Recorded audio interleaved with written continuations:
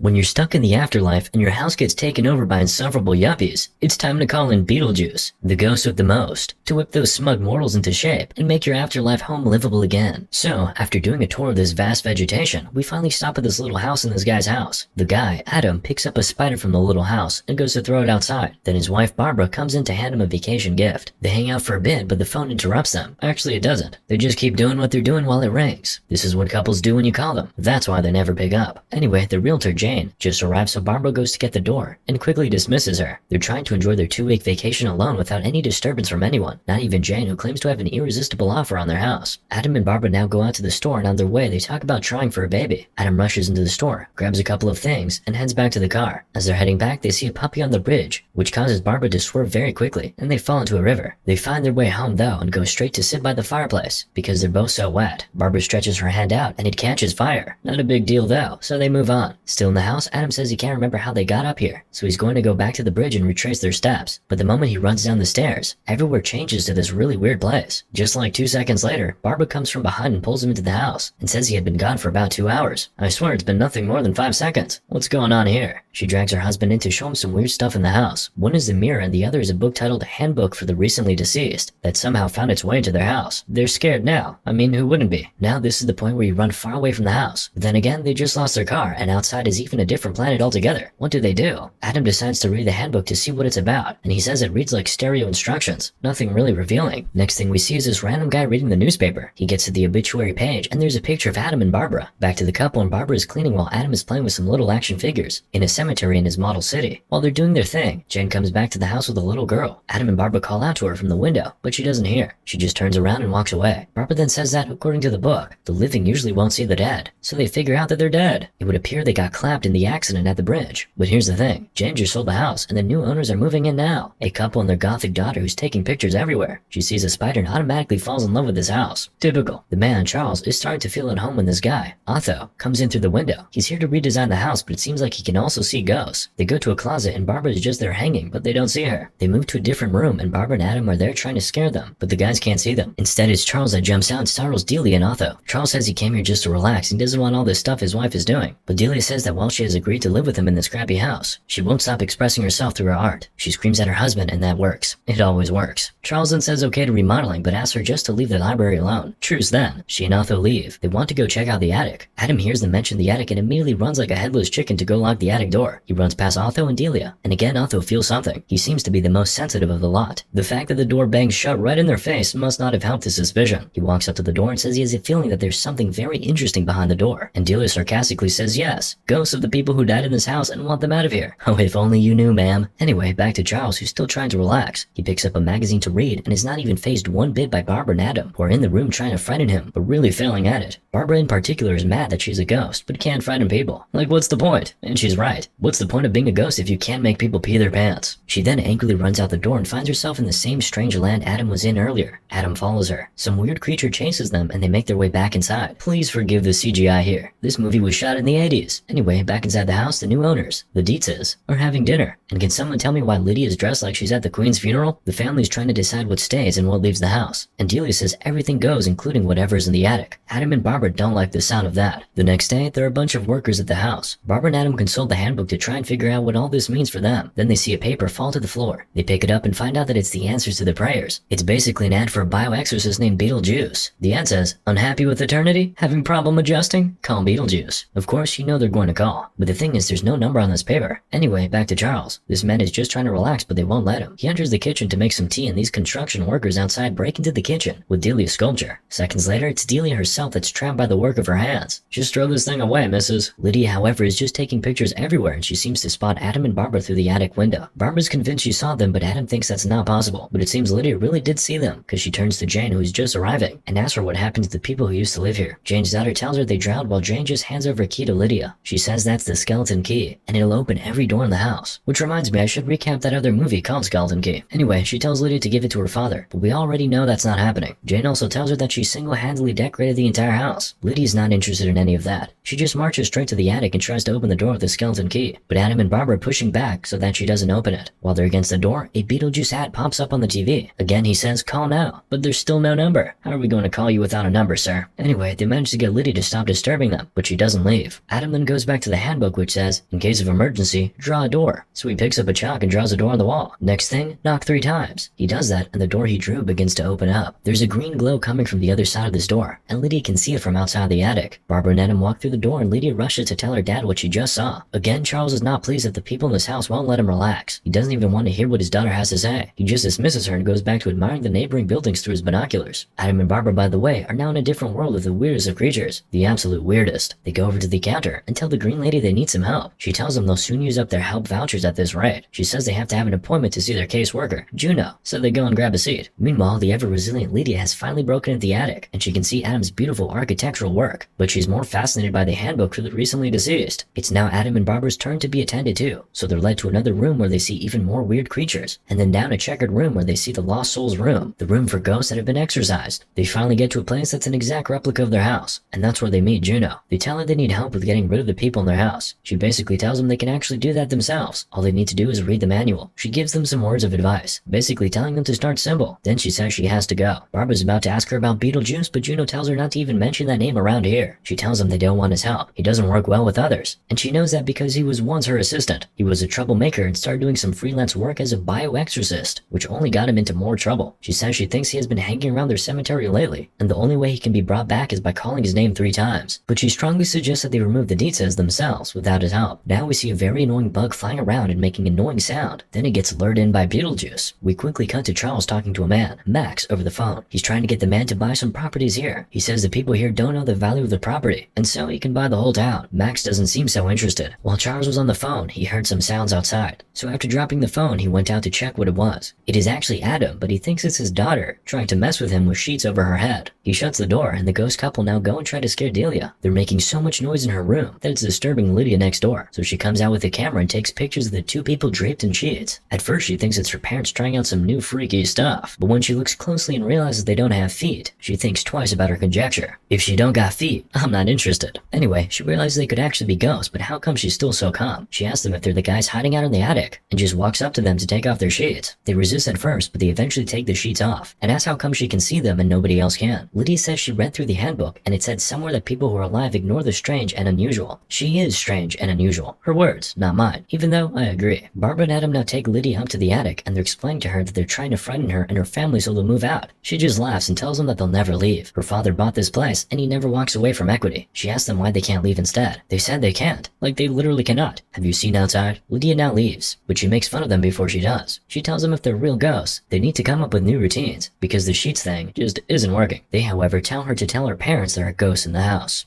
And she does the following day, but Delia doesn't really believe, nor is she afraid in spite of the photos. Adam and Barbara see that play out, and they just give up. They have to get the Beetlejuice guy's help at this point. They head back upstairs, and Barbara now notices a light flickering in their little model city. Barbara thinks it's Beetlejuice, so she goes ahead to say his name 3 times, and boom, they find themselves in the model. They walk over to his tomb, and dig him up. He comes out hovering and straight up greets Barbara. He's a really eccentric character. Think of the Joker, but, you know, rising from the grave, Undertaker style. They tell him they just want to get some people out of their house, but he tells them that before he does that, he will have to get to know them first, and he's not referring to the details. He says he has to be real pals with Barbara and Adam, and even move in with them. They ask him if he can be scary, and he shows them that he can. But this guy's being a weirdo, so Adam wants him to leave, but Beetlejuice jumps on his back, and all of a sudden they're now wearing the same shirt. But that doesn't really faze them. They still want out, so Barbara says home 3 times, and they're back at home. She thinks they can scare the Dietzes off themselves. She takes her husband aside and whispers a plan to him. Now we see the Dietzes having dinner with some guests. Otho is in attendance, and he's talking about once being one of NYC's leading paranormal researchers. Lydia then blurts out that she saw ghosts, but her mom just laughs it off. Then out of nowhere, Delia starts this weird but honestly very interesting performance, and everybody else joins her one by one, but they seem to be doing the dance against their will. To end this beautiful performance, hands spring up from their plates, grab their faces, and throw them backwards. Adam and Barbara are now congratulating each other. Oh, it was their doing all along. How did they manage to pull that off? That was good stuff. They're now looking through the window expecting the guests to run out of the house scared, but what they get instead is a knock on the attic door. It's Lydia. She says her parents and their guests want them to come downstairs. Instead of scaring them, Adam and Barbara are totally thrilled and entertain them. And now, Charles and Delia are considering commercializing their friendly ghost. ghosts. Capitalism moment. But of course, Adam and Barbara won't come downstairs, so the guests think the Dietzes are a fraud, and they leave. Lydia now takes Charles, Delia, and Otho up to the attic. They get in, and Charles is fascinated by the model. Otho is fascinated by the handbook, which he steals, while Delia gets them all to leave. After they leave, Barbara and Adam, who were hanging from the window, now get back into the room. Outside the attic, Charles is really exploring the idea of turning this place into some profit-making venture. As they're all walking downstairs, this really weird snaky creature appears, and you can tell they're all proper scared this time around. Beetlejuice doesn't play, but when he starts approaching Lydia, Barbara intervenes. Beetlejuice is not happy that she did. He's throwing one heck of a temper tantrum now. After his tantrum, he goes off to cool in a sussy place in the land down under. You know, the place that burns for all eternity. No wonder the girls are so hot. Adam and Barbara are now summoned by Juno. She tells them that the place he went was her idea to get Beetlejuice out of the picture. She's obviously mad at them. They got Beetlejuice out and didn't put him back. They allowed themselves to be photographed and let Otho get hold of the handbook. Crazy thing is, they don't even know he stole it. Juno tells him to never trust the living. Very sage advice. She goes on to tell them that they cannot afford a routine haunting like this, to provide proof to the living that there is existence beyond death. Next, we see Charles and Delia relaxing outside the house and talking about how they don't think this is a very good environment for Lydia. They're shortly joined by Otho. We now see Lydia trying to write her self-deletion note. Back at Juno's office, she's asking the couple how they intend to scare off the Dietzes, and one after the other, Adam and Barbara show what they have under their sleeves. Not bad. Juno approves and tells them to go break a leg. As they start heading back to Earth, Lydia enters a room to look for them, but she only finds Beetlejuice in the model city. She starts having a conversation with him, and he asks her to help get him out of here. He tries to get her to say his name 3 times. He succeeds in getting her to say it twice, but she's not ready to give him that last one, because she figures he is a snake from the other time. She says she wants to speak to Barbara. Barbara, by the way, is saying she can't go through with this, because she likes Lydia. She suggests that they rebel. She now goes back in the attic and stops Lydia from saying Beetlejuice for the 3rd time. At first, Lydia is scared to her bones, but Barbara quickly changes back to her normal self to comfort her. Lydia narrates what just happened, and she says she wants to be Rip in peace too, so she can be with them. Kind of wholesome, I guess. Barbara tells her being dead is actually not cool. Who would have guessed it? And she wouldn't even have to die to be with them. Anyway, because they've decided to invite her family to stay. And speak of the devil, the family shows up in the attic and Barbara, Adam, and Lydia go to hide. Otho and Charles carry the model downstairs and are making a presentation in front of their guests. Lydia joins them not too long after and tells her dad and his guests that the ghosts that they want to see are no longer here. She tells them that the ghosts have agreed to let them live in peace if they don't ask them to do these stupid tricks. But do Charles and Delia listen? Of course not. They summon their paranormal expert, Otho. Over to you, Otho. The guest says he wants to see the ghosts, and Otho says he can make it work. He'll just be needing something personal of theirs. Delia goes to bring their wedding clothes, and Otho lies them on the table and starts his incantations. He ends his little poem with, "To the living, let now the dead come alive." And we see lightning flash outside. Barbara first appears in her wedding dress and quickly starts withering. Then Adam joins her and also starts withering away. Lydia tries to stop all this, but she can't. As a matter of fact, even Otho can't. Charles asks him to stop it, and he says it's too late. Lydia quickly goes to meet Beetlejuice to help, and he says he will on one condition. He wants out for good and wants to be married to her. She agrees. She would have agreed to anything to save her friends. She calls his name 3 times and boom, it's showtime. He comes out looking like the greatest showman, and at first, the guests are getting entertained by this. But their fun is very quickly cut short when Beetlejuice's arms turn to hammers and hit them to the ground. Hammer time. Beetlejuice quickly does his thing with Barbara and Adam, but what he's really focused on is getting married to this chick. What a weirdo. This alien-looking creature shows up and is acting as the priest and is about to join this little girl to Beetlejuice. But Adam gets up and tries to save the situation by saying Beetlejuice 3 times, but his teeth fall off and he can't even say it once. Beetlejuice now makes him disappear. Barbara then takes up the mantle. She says the name once, but Beetlejuice immediately throws a zip over her mouth. She unzip it and says the name twice, so he throws a metal lock over her mouth now. The joining is about to happen now. Beetlejuice is only looking for the ring. After some time, he finds it. Meanwhile, Barbara has disappeared, and Adam just got in a car and zoomed off. But just before the alien priest announces them man and wife, Adam rams into Beetlejuice's leg, and Barbara appears on the roof on top of a scary-looking creature, which just swallows Beetlejuice. The day is saved. We now cut to Lydia coming back from school, and she goes straight to see Adam and Barbara. She updates them on what happened at school, and even shows them pictures of the new town hall. Anyway, she got an A in her math test, so that means she's entitled to a little performance per a pre-existing agreement. Adam and Barbara get to the performance, and Lydia is singing, dancing, hovering, and really enjoying it. Meanwhile, Beetlejuice is in the waiting area of that weird place with the rest of the weird creatures. He even gets his head reduced for trying to outsmart this guy beside him. Anyway, that's it. And with how many times I've said Beetlejuice's name in this movie, I expect him to have moved in with me by now. Finally, some relief from my eternal solitude. Goodbye.